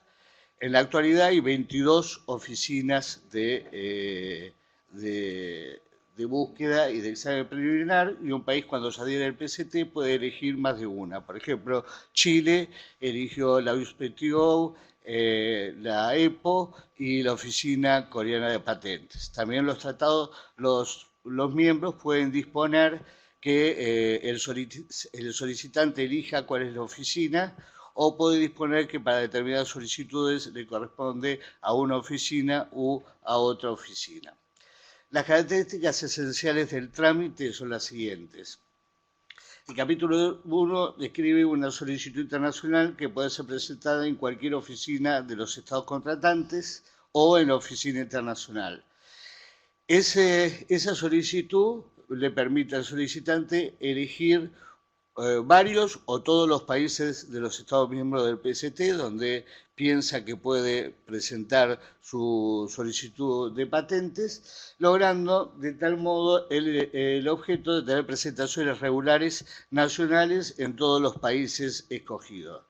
En esta presentación no es necesario comparar traducciones ni pagar tasas, dado que los pagos correspondientes al procedimiento nacional de la patente queda diferido para el plazo de 18 meses.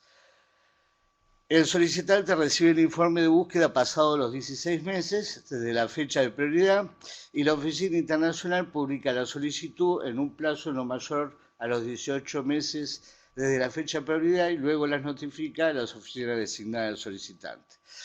Conforme al capítulo 2, el solicitante puede solicitar además un examen preliminar internacional, posponiéndose en tal caso el ingreso a la etapa nacional por un plazo adicional de 10 meses.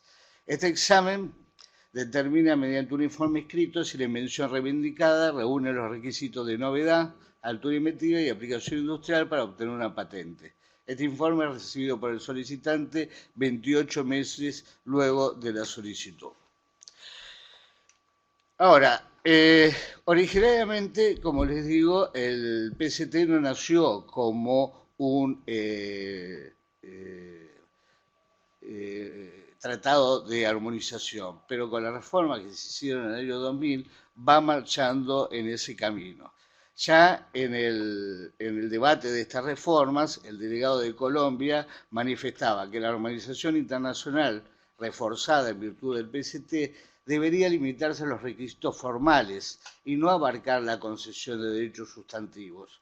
La reforma del PCT no debe desviarse de su marco jurídico, es decir, en relación con las presentaciones de solicitudes internacionales y el establecimiento de informes internacionales de búsqueda y de examen preliminar, así como la difusión de información técnica.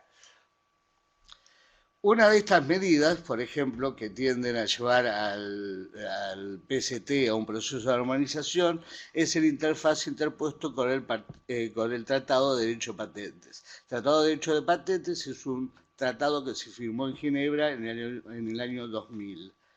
En el año 1992 hubo una conferencia para ampliar sustancialmente el derecho sustantivo y adjetivo del derecho de patentes en La Haya, que fracasó, curiosamente, por diferencias entre los países desarrollados. Entonces, se decidió que se iban a formar dos comités para dos conferencias distintas. Una del derecho adjetivo, que fue finalmente el PLT, que le digo que fue firmado en Ginebra en el año 2000, y otro, el PLST, que es el Tratado Sustantivo, estamos en elecciones por eso, el Tratado Sustantivo de Patentes, que hace muchos años que está en debate en el Comité de Patentes de la OMPI. Ahora, estos son tratados distintos. El PCT es un tratado de cooperación, como rápidamente les dio un pantallazo. En cambio, el PLT es un tratado de armonización. O sea, el PLT busca establecer que el trámite en todas las oficinas de los Estados miembros, de todas las oficinas de patentes de los Estados miembros, tengan estándares mínimos iguales. Por ejemplo, en cuanto al contenido de la solicitud, presentación electrónica y, en fin, una serie de denominaciones que normalmente en el diálogo coloquial de la OMPI se llama medidas amigables al usuario, que es como tomar al usuario, al solicitante, más como un cliente que como un solicitante. Entonces, los países que adhieran al PCT debido a estas normas de interfaz que se interpuso en este proceso de reformas en el año 2001, no van a tener problemas para adherir al PLT, porque el PCT tiene las mismas normas que el PLT. Por lo tanto, en realidad, los países que se adhieran al PCT no van a tener excusas para adherirse al PLT, y de esa manera es como que ya estamos entrando a un proceso de armonización que, como todo ocurre en estos temas, siempre es tenue y pausado, pero cada vez más firme y aumentado, ¿no? No se olviden que cuando en el año 1982 los países industrializados bregaron por incorporar los temas de propiedad intelectual al GATT, lo hicieron con la excusa de establecer un código sobre mercadería falsificada, no sobre patente, marca, derecho a autor. Y una vez que se aceptó eso, ya entonces, ¿por qué no se sumaba todo lo demás?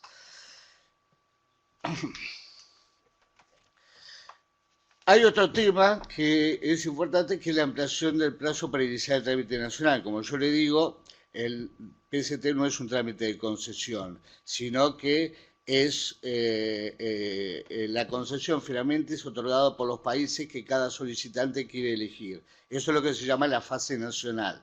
Luego de la fase internacional hay una fase nacional, y según el PCT, cada país mantiene los derechos de patentabilidad. Es decir, que si llegara una solicitud a un país, por ejemplo Brasil, que adhirió al PCT, sobre un aspecto de materia que no es posible reivindicar en Brasil, entonces Brasil puede decirle no, esta patente no se concede, aunque venga vía PCT.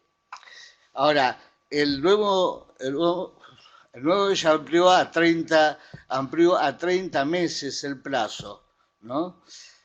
Eso que los promotores del tratado lo ven como algo bueno, porque dicen que sirve para que los inventores puedan ver si es conveniente o no presentar su invento en cada país. Sin embargo, genera en distintos observadores ciertas suspicacias.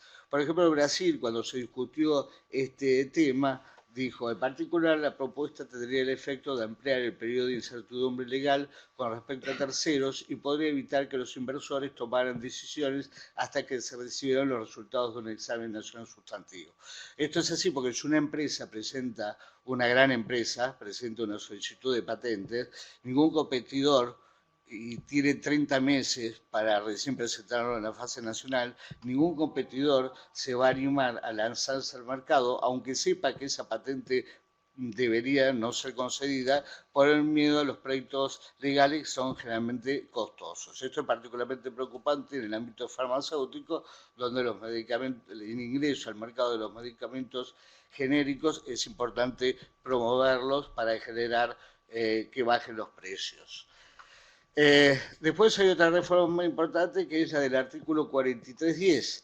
Antes de la reforma, el artículo 43.10 del reglamento del PCT establecía que el informe de búsqueda internacional no podrá manifestar su opinión, razonamiento, argumento ni explicación alguna respecto de si la mención cuya protección se solicita o es nueva o implica una actividad inventiva. Un comentarista de la época, de 1968, Manuel Botán Agra, explicaba en España este artículo. Decía, la finalidad del informe estriba tan solo en poner el descubierto el estado de la técnica pertinente, es decir, el estado de la técnica que permite a los países designados decidir si la invención objeto de la solicitud internacional es o no nuevo, implica una actividad inventiva. Ahora, con la reforma ya al realizarse la búsqueda, no el examen preliminar, ya tiene que haber una opinión escrita sobre la patentabilidad del invento, lo cual implica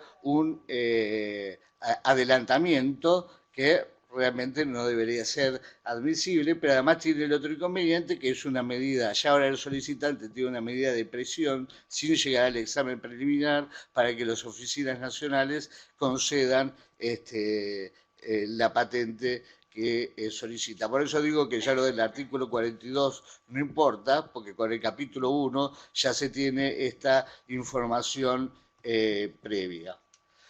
Bueno, también en cuestión con las cuestiones divisionales, pero esta la voy a pasar para ver otras cosas que me interesa más, que es el argumento que dice que el PCT beneficia a las universidades. Nosotros vemos en este cuadro, no se lee bien, pero según informes dados por la OMPI, el 84,8% de todas las solicitudes de PCT en 2017 publicadas correspondió al sector empresarial, seguido por un 8% de solicitudes individuales, apareciendo recién luego el sector universitario con el 5,5%. Y el sector de instituciones públicas y de investigación con el 1,9%. Estos son los principales usuarios de patentes y acá hay una firmina que yo me olvidé de colocar, pero que detalla la situación con el tema de las universidades. Según un informe oficial de la OMPI, en 2017 la Universidad de California, que es una universidad enorme, con 482 solicitudes sobre las 375.000 y pico solicitudes, que fue récord en el año 2017 de solicitudes que se presentaron en el PCT, fueron la institución académica del mundo que más utilizó el sistema del PCT, seguida por el MIT con 278, con Harvard con 179, con la Universidad de Texas con 161 solicitudes y la Universidad Johns Hopkins con 170 solicitudes. Las 7 principales universidades solicitantes son de Estados Unidos. De las 10 universidades que más usan el PCT, 7 se encuentran en los Estados Unidos. Con esto lo que le quiero decir es que el sistema, como los propios documentos del PCT lo admiten, el sistema PCT en realidad es un sistema hostil para las universidades y para los institutos de investigación y para las pequeñas y medianas empresas, porque el trámite es complicado, requiere la expertise de un abogado, es muy caro para una universidad y una pequeña y mediana empresa, y no es, acá en este ranking no vemos a prestigiosas universidades de los Estados Unidos que uno se podría imaginar, o del mundo, que por su trayectoria y trascendencia académica tendrían que estar acá, como la Universidad de Stanford, o de Yale, o tanto, no están. O sea que no es tampoco si esto es así para los países desarrollados, se podrán imaginar para las universidades y los institutos de investigación de los países subdesarrollados, cuando sus presupuestos se encuentran generalmente diezmados por distintas situaciones económicas que todos conocemos. Por lo tanto, el argumento de que el PCT es bueno para las universidades parece no ser consistente. Estos son los principales. Si queremos saber quiénes se benefician con el PCT, estos son los principales países que se benefician del PCT.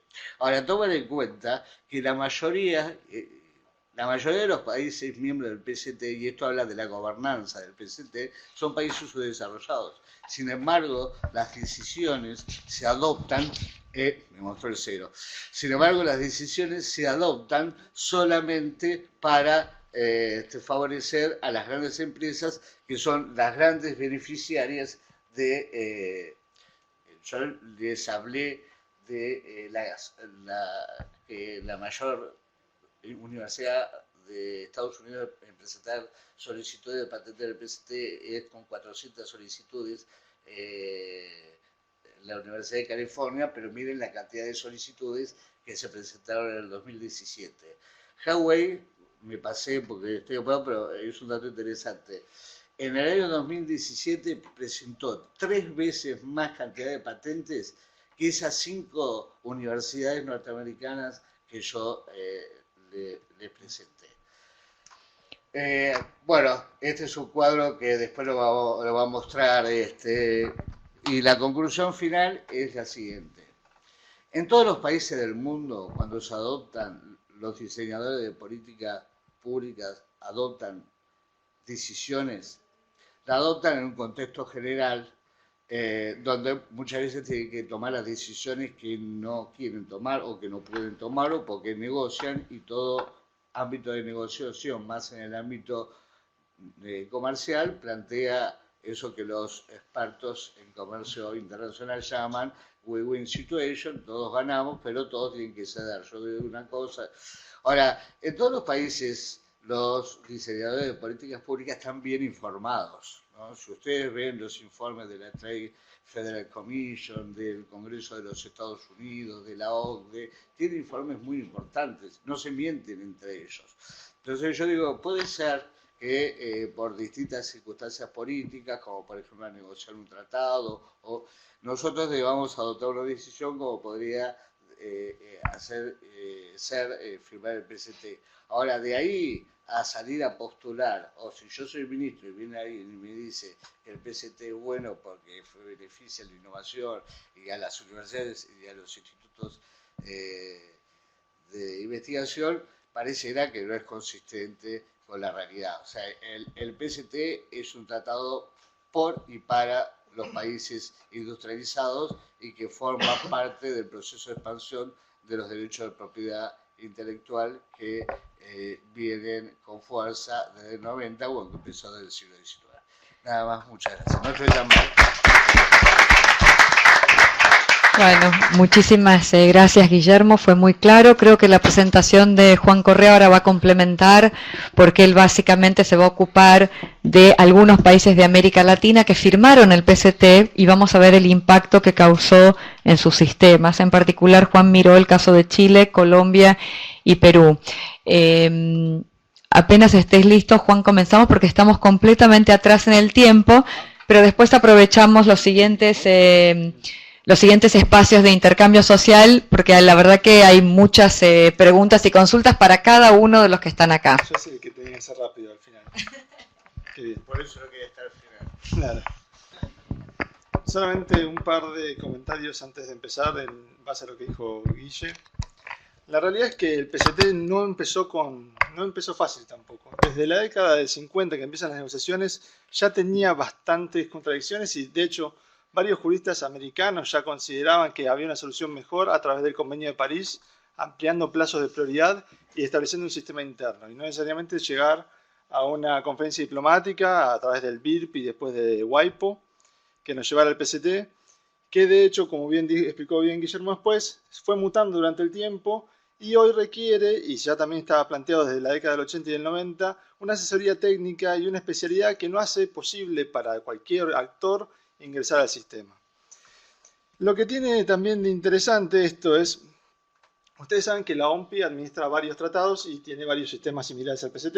Esta es una diapositiva que no puse porque me pareció un poco dura, pero si yo les tuviese preguntado a ustedes, ¿saben cuánto significa el PCT en el ingreso anual de WIPO, por ejemplo? ¿Cuánto consideran que es posible? Estamos hablando de entre el 86 y el 90% de los ingresos totales que tiene la Organización Mundial de la Propiedad Intelectual se basan en los ingresos que recibe el PCT. Entonces eso demuestra también el interés de una organización que recibe sus fondos a través del PCT de incentivar que más países y más organizaciones formen parte del sistema y lo utilicen. Entonces eso también es parte de la discusión sobre el PCT. Porque si no pareciera que estamos discutiendo sin números y solamente es retórica y no es justamente la idea de lo que venimos a plantear. Pero bueno, esa diapositiva era un poco dura. Brasil, ahora que está el profesor Wachowicz acá, fue uno de los primeros países de Latinoamérica en ratificar el PCT en el 78. Así que está fuera del estudio porque en realidad no era significativo ver la muestra de Brasil porque es un país que está desde el principio.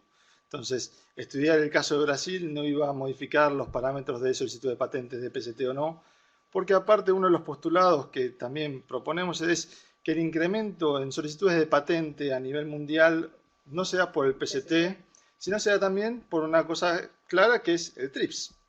El ADPI, que es lo que incentiva también, y después de la declaración de Punta del Este y la Ronda Uruguay, hace que nos traslademos al sistema de patentes, pero no es un efecto necesario y obligatorio del PCT.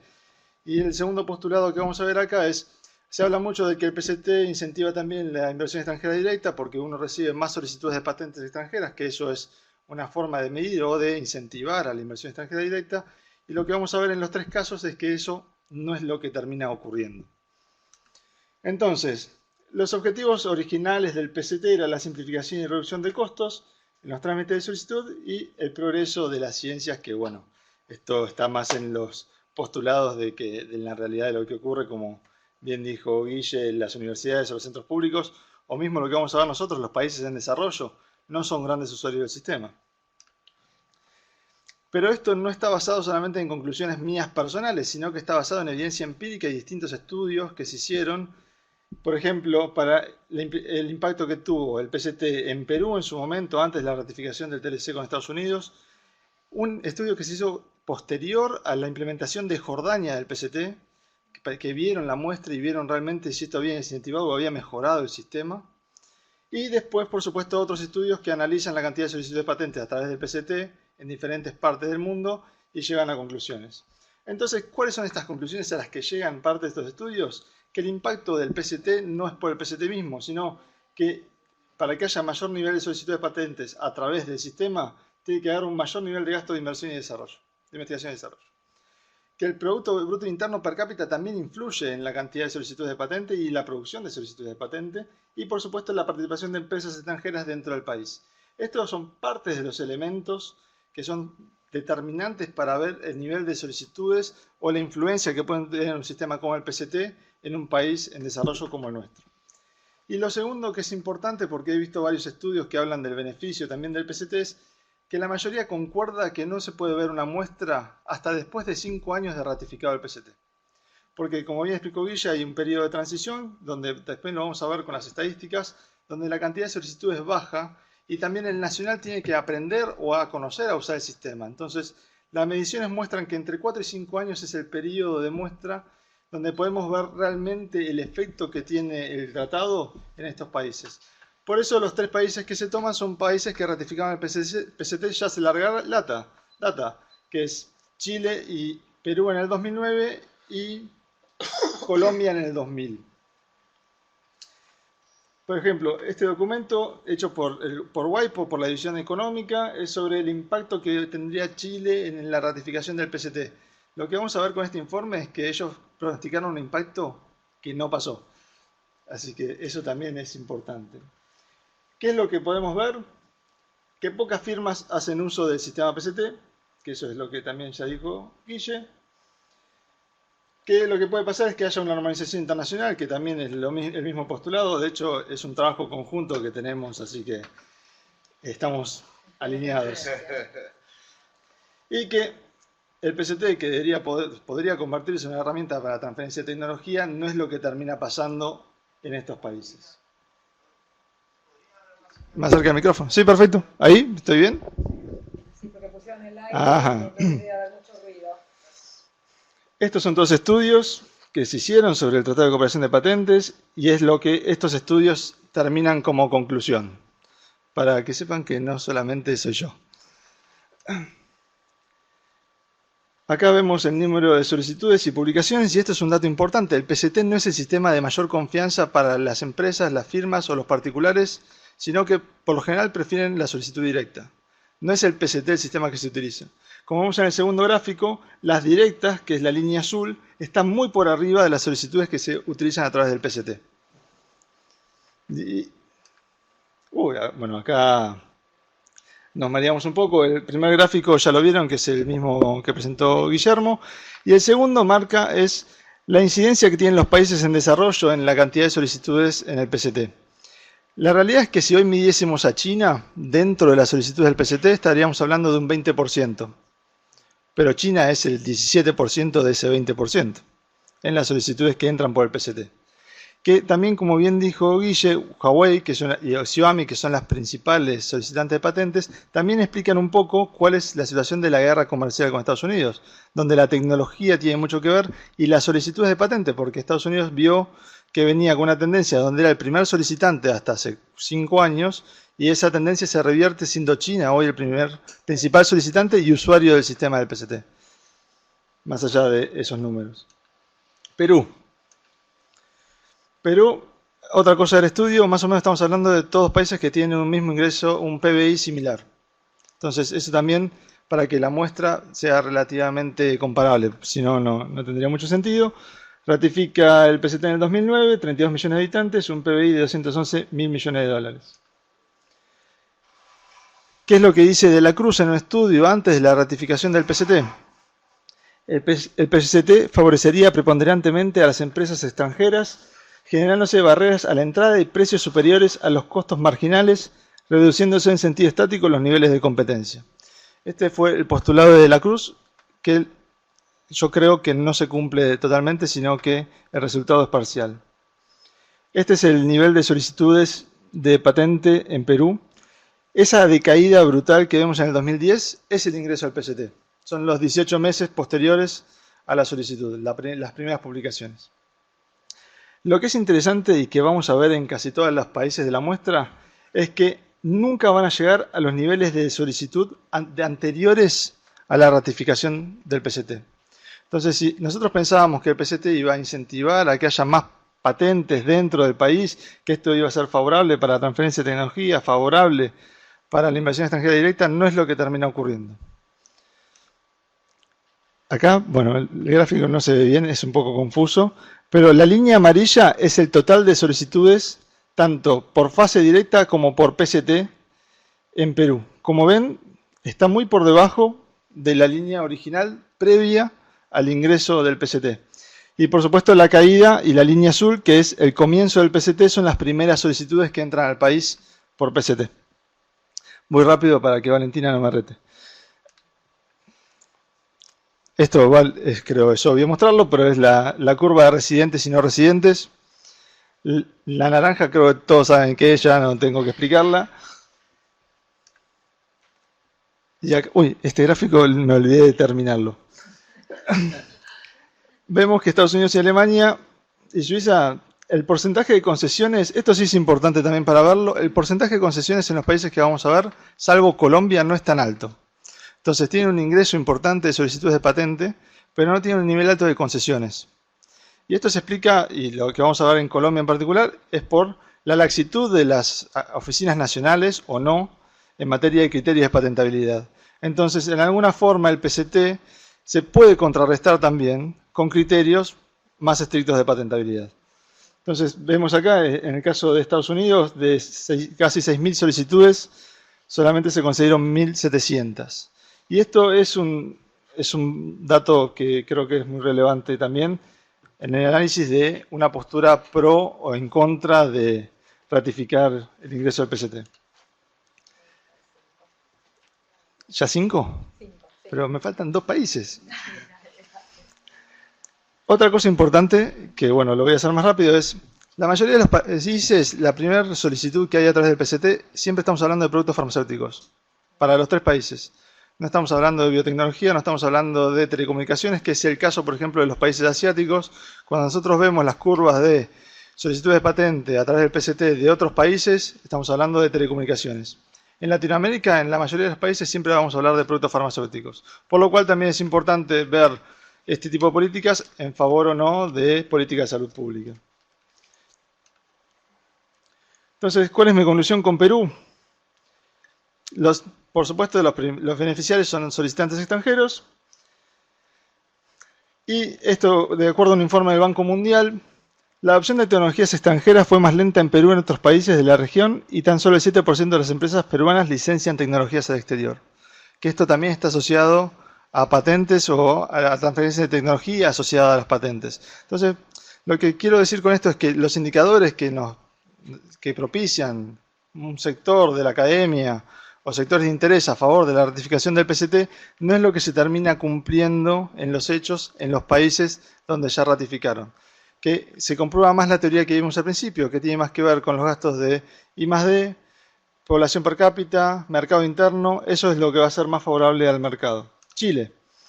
Paso porque el estudio de Chile fue muy interesante porque ellos pronosticaron que Chile iba a recibir mayor cantidad de solicitudes de las que finalmente recibió.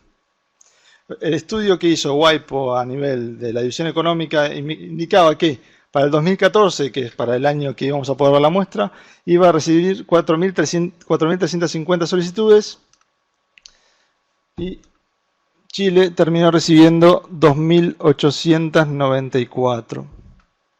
Estamos un poquito abajo del número. De nuevo, residentes y no residentes.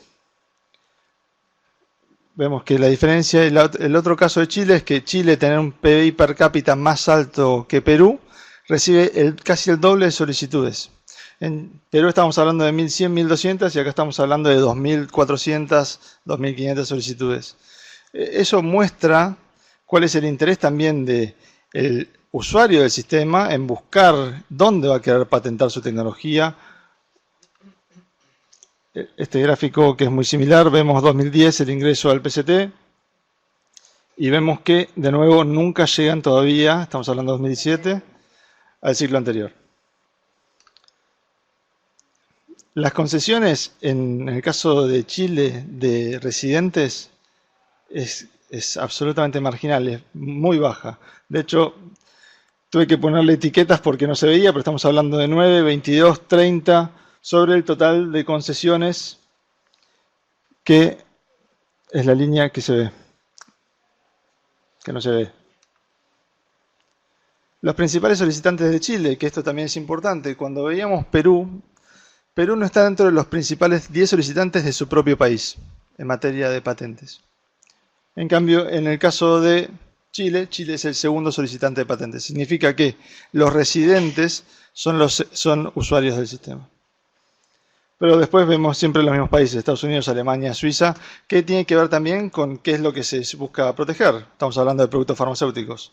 Entonces siempre son los países que están asociados a esas industrias. Acá vemos, ya por clasificación, siempre hablamos de productos farmacéuticos. Entre el 2000 y el 2017, 16.000 solicitudes de patente. Es un número bastante alto. Entonces, la diferencia con Perú es el nivel de solicitudes, que estamos hablando casi el doble. El nivel de concesiones es un poco más alto que en el caso de Perú. Por supuesto, acá en este caso, Estados Unidos es la principal búsqueda de protección por parte de los chilenos dentro del sistema. Buscan proteger a Estados Unidos. Pero después, como vemos, son dos países que tienen similitudes en base a al ingreso de solicitudes y al nivel de concesiones. Ya estoy. Una más, ya termino. Colombia. Lo salto. Un académico colombiano que se llama Lizarazo Cortés realiza un estudio sobre la implementación del procedimiento acelerado de patentes, los PPH, en Colombia. Y él determina que el país pasó a conceder del 20% a conceder casi el 50% de las solicitudes de patente que se presentan. En el argumento de las concesiones se dan en todas las áreas, incluyendo biotecnología, química y farmacéutica. La Superintendencia de Industria, la SIC, antes tardaba 5 años o más en analizar una solicitud de patente y hoy tarda menos de 3 años. Según datos de la SIC, para junio de 2014 era la tercera oficina de patentes más rápida del mundo, que hablando de concesiones de patente, eso es bastante rápido. Entonces, ¿qué vamos a ver en Colombia? Lo que no vimos en Chile y en Perú. Un incremento en el nivel de solicitudes. Y es lo que muestra este gráfico. Entonces, y lo que también vamos a ver que hay un incremento de solicitudes de patentes de residentes, pero en el caso de Colombia hay un engaño, porque ellos también consideran patentes a los modelos de utilidad, no necesariamente son los que entran por el sistema PCT.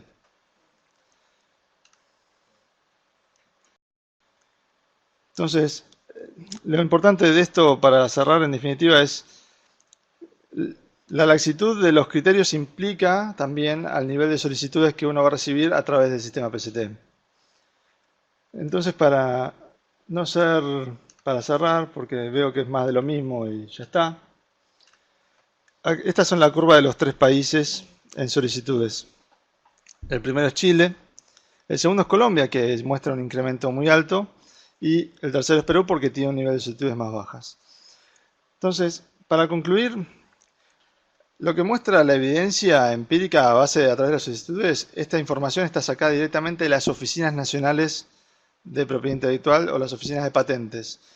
De hecho, tuve varias contradicciones entre los números de WIPO y las oficinas nacionales, por lo cual tuve que hablar con ambas oficinas y me aclararon los números que había que poner. Entonces, no son números que no estén públicos online. Pero, en definitiva, si bien el PCT tiene una gran cantidad de miembros, como ya dijimos, estamos hablando de 153 miembros hoy, porque Somoa entró al PCT hace 2 semanas. La realidad es que lo usan solamente 10 países. Ese es el nivel de solicitudes del PCT. Entonces, siempre estamos hablando de un discurso de los beneficios del PCT, y seguramente el PCT tiene muchos beneficios, pero la pregunta que tenemos que hacernos es también ¿para quién? Entonces, el PCT debe ser muy beneficioso, y es beneficioso porque también está demostrado. Ingresaron una cantidad de solicitudes de patentes de distintos países en los países latinoamericanos que aumentaron la cantidad y aparte le permiten, como bien dijo Guillermo, los 30 meses para revisar su inversión o no, sin tener en cuenta que eso también puede ser un bloqueo a la innovación, porque a riesgo de operar o tener un litigio judicial frente a alguien que esté investigando o quiere utilizar esa misma tecnología, hay una demora de 30 meses también para eso. Entonces, también es un tema para ver. Los países en desarrollo no son usuarios del sistema y no es posible determinar que la adhesión produzca escenarios más favorables para inversión extranjera directa o la transferencia de tecnología. Y como vimos en todos los casos, el sector farmacéutico es el más interesado en proteger a través del PCT en los países de Latinoamérica. Dicen lo más rápido que pude. Muchísimas. Bueno, quiero darles las gracias a los cuatro por esta excelente mesa, una mesa sobre todo muy informada, que es en parte lo que siempre intentamos desde la Flaxo, que nuestros argumentos estén fundados y estén fundados en estudios cualitativos o empíricos. Es la mejor manera de mejorar la discusión del debate público. No tenemos ni un minuto más para abrir esta mesa preguntas, aunque tengo muchas preguntas en relación a todos los temas, pero bueno, tenemos todavía un día y medio de jornada por delante que nos va a encontrar en muchos espacios. Entonces, si les parece, nos volvemos a encontrar a las 3 de la tarde, Sol, no sé qué te parece. 3:15. 3:15, para que después la tarde no se nos haga tan larga tampoco. Bueno, muchísimas gracias.